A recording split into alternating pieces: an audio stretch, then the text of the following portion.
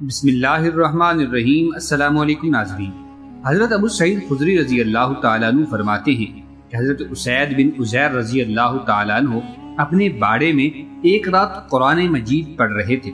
اچانک ان کی گھوڑی اچھلنے لگی، انہوں نے اور پڑھا، وہ گھوڑی اور اچھلنے لگی، وہ پڑھتے رہے اور گھوڑی اور بدکی۔ حضرت اسید رضی اللہ تعالیٰ عنہ فرماتے ہیں کہ مجھے خطرہ ہوا کہ گھوڑی کہیں میرے بچے یحییٰ کو جو وہیں قریب تھا کچل نہ ڈالے، اس لیے میں گھوڑی کے قریب جا کر کھڑا ہو گیا تو کیا دیکھتا ہوں کہ میرے سر کے اوپر بادل کی طرح کی کوئی چیز ہے جس میں چراغوں کی طرح کچھ چیزیں روشن ہیں۔ پھر وہ بادل کی طرح کی چیز فضا میں اٹھتی چلی گئی یہاں تک کہ میری نظروں سے اوجھل ہوگی۔ میں صبح کو رسول اللہ صلی اللہ علیہ وسلم کی خدمت میں حاضر ہوا اور عرض کیا، اے اللہ کے رسول صلی اللہ علیہ وسلم، میں گزشتہ رات اپنے باڑے میں قرآن مجید پڑھ رہا تھا کہ اچانک میری گھوڑی بدکنے لگی۔ رسول اللہ صلی اللہ علیہ وسلم نے ارشاد فرمایا کہ تم پڑھتے رہتے۔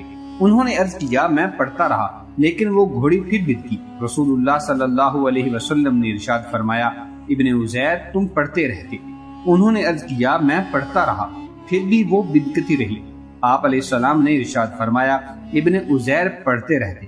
پھر رسول اللہ صلی اللہ علیہ وسلم نے ارشاد فرمایا کہ اے عزیر، وہ فرشتے تھے جو تمہارا قرآن شریف سننے آئے تھے۔ اگر تم صبح تک پڑھتے رہتے تو اور لوگ بھی ان کو دیکھ لیتے، وہ فرشتے ان سے چھپے نہ رہتے، یعنی لوگ بھی ان فرشتوں کو دیکھ لیتے جو کہ ایک اللہ کا رازوں میں سے راز ہے۔ حضرت سیدہ عائشہ صدیقہ رضی اللہ تعالی عنہا سے روایت ہے، فرماتی ہیں کہ رسول اللہ صلی اللہ علیہ وسلم نے ارشاد فرمایا، حافظ قرآن جسے قرآن یاد بھی خوب ہو اور پڑھتا بھی اچھا ہو، اس کا حشر قیامت میں ان معزز فرما بردار فرشتوں کے ساتھ ہوگا جو قرآن شریف کو لوح محفوظ سے نقل کرنے والے ہیں۔ اور جو شخص قرآن شریف کو اٹک اٹک کر پڑھتا ہے اور اس میں مشقت اٹھاتا ہے، اس کے لیے قرآن پاک پڑھنے کا دوہرا اجر ہے۔ اٹکنے والے سے مراد وہ حافظ ہے جسے قرآن شریف اچھی طرح یاد نہ ہو لیکن وہ یاد کرنے کی کوشش میں لگا رہتا ہو۔ مزید اس سے مراد وہ دیکھ کر پڑھنے والا بھی ہو سکتا ہے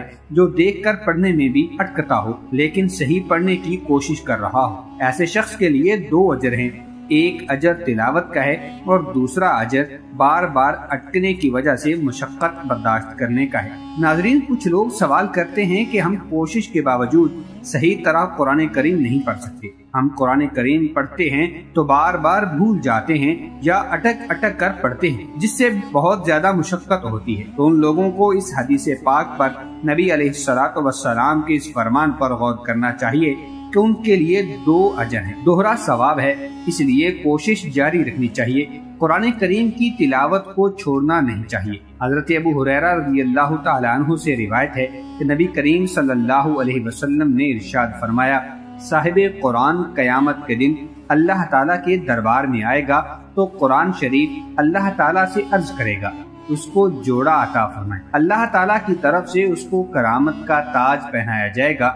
وہ پھر درخواست کرے گا، اے میرے رب اور پہنائیے، تو اللہ کی طرف سے اکرام کا پورا جوڑا پہنایا جائے گا۔ پھر وہ درخواست کرے گا، اے میرے رب اس شخص سے راضی ہو جائیے، تو اللہ رب العالمین اس شخص سے راضی ہو جائیں گے۔ پھر اس سے کہا جائے گا، قرآن شریف پڑھتا جا اور جنت کے درجوں پر چڑھتا جا، اور اس کے لیے ہر آیت کے بدلے میں ایک نیکی بڑھا دی جائے گی۔ حضرت ابو سعید خدری رضی اللہ تعالیٰ عنہ فرماتے ہیں کہ میں فقراء مہاجرین کی ایک جماعت میں بیٹھا ہوا تھا۔ ان لوگوں کے پاس اتنا کپڑا بھی نہیں تھا کہ جس سے وہ پورا بدن ڈھانپ لیں، بعض نے بعض کی آڑ لی ہوئی تھی، یعنی ایک دوسرے کے ساتھ اس طرح جڑے تھے کہ بے پردگی نہ ہو یا ایک دوسرے کے پیچھے چھپے تھے۔ اور ایک صحابی رضی اللہ تعالیٰ عنہ قرآن شریف پڑھ رہے تھے کہ اس دوران رسول اللہ صلی اللہ علیہ وسلم تشریف لے آئے اور بالکل ہمارے قریب کھڑے ہو گئے۔ رسول اللہ صلی اللہ علیہ وسلم کی تشریف آوری پر تلاوت کرنے والے صحابی خاموش ہو گئے۔ آپ علیہ السلام نے پہلے تو سب کو سلام فرمایا، پھر دریافت فرمایا، تم لوگ کیا کر رہے تھے؟ ہم نے عرض کیا، یا رسول اللہ صلی اللہ علیہ وسلم، ایک تلاوت کرنے والے قاری ہمارے سامنے تلاوت کر رہے تھے اور ہم سب اللہ تعالیٰ کی مقدس کتاب کی تلاوت توجہ سے سن رہے تھے۔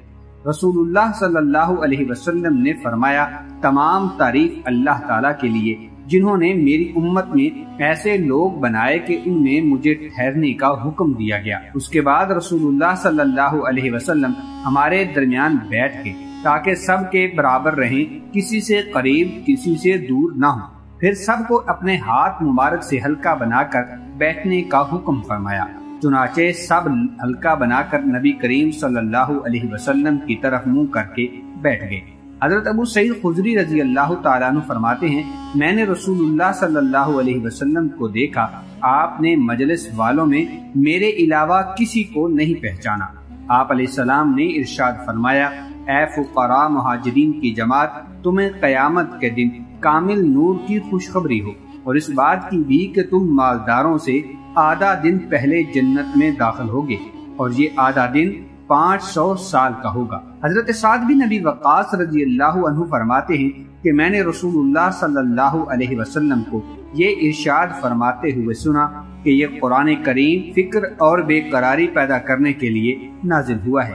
جب تم اسے پڑھو یعنی قرآن پڑھو تو رویا کرو، اگر رونا نہ آئے تو رونے والوں جیسی شکل بنا لو، اور قرآن شریف کو اچھی آواز سے پڑھو، کیونکہ جو شخص اسے یعنی قرآن کو اچھی آواز سے نہ پڑھے وہ ہم میں سے نہیں، یعنی ہماری کامل اطاعت کرنے والوں میں سے نہیں ہے۔ حضرت عقبہ بن عامر رضی اللہ عنہ فرماتے ہیں کہ میں نے رسول اللہ صلی اللہ علیہ وسلم کو یہ ارشاد فرماتے ہوئے سنا، قرآن کریم بلند آواز سے پڑھنے والے کا ثواب اعلانیہ صدقہ کرنے والے کی طرح ہے، اور آہستہ پڑھنے والے کا ثواب چھپ کر صدقہ کرنے والے کی طرح ہے۔ اس حدیث شریف سے قرآن کریم آہستہ پڑھنے کی فضیلت معلوم ہوتی ہے۔ یہ اس صورت میں ہے جبکہ ریا کا شبہ ہو۔ اگر ریا کا شبہ نہ ہو تو دوسرے کی تکلیف کا اندیشہ بھی نہ ہو تو دوسری روایت کی وجہ سے بلند آواز سے قرآن مجید پڑھنا افضل اور بہتر ہے کہ یہ دوسروں کے لیے ترغیب کا ذریعہ بنے گا۔ حضرت عبداللہ ابن عمر رضی اللہ عنہما سے روایت ہے کہ نبی کریم صلی اللہ علیہ وسلم نے ارشاد فرمایا، قیامت کے دن صاحب قرآن سے کہا جائے گا، قرآن شریف پڑھتا جا اور جنت کے درجوں پر چڑھتا جا، اور ٹھہر ٹھہر کر پڑھ جیسا کہ تو دنیا میں ٹھہر ٹھہر کر پڑھا کرتا تھا، بس تیرا مقام وہی ہوگا جہاں تیری آخری آیت کی تلاوت ختم ہوگی۔ یاد رہے کہ صاحب قرآن سے حافظ قرآن یا کثرت سے تلاوت کرنے والا یا قرآن کریم پر تدبر کے ساتھ عمل کرنے والا مراد ہے۔ اللہ تعالیٰ کی بارگاہ میں دعا ہے کہ اللہ رب العالمین ہمیں زیادہ سے زیادہ تلاوت قرآن کریم کرنے اور قرآن کریم کو سمجھنے اور سمجھ کر عمل کرنے کی توفیق عطا فرمائے۔ آمین ثم آمین۔